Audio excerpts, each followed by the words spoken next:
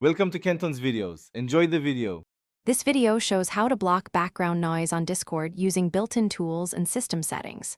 First, I explain the key Discord features and when to use them.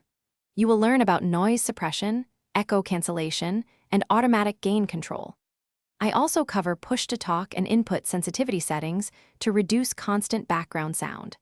We compare high versus low suppression levels and explain the trade-offs for clarity versus artifacts. Follow these steps in the Discord app to quickly improve microphone audio for calls and streaming.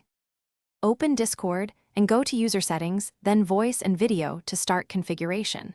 Toggle noise suppression on and choose high or low depending on your environment. Turn on echo cancellation and automatic gain control for consistent levels. Disable exclusive mode on Windows if you experience conflicts with other apps. Set input sensitivity manually so the mic activates above the noise floor.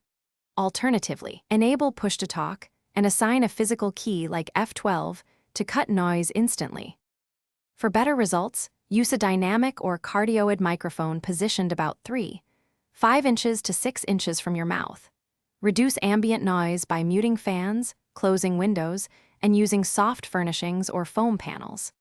If possible, set your system sample rate to 48 kHz and bit depth to 16-bit for stable audio. Add a noise gate or denoiser in OBS or your DAW with a threshold near -40 dB when streaming.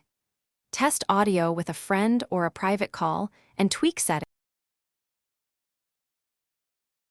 Thanks for watching. Consider subscribing if we helped you.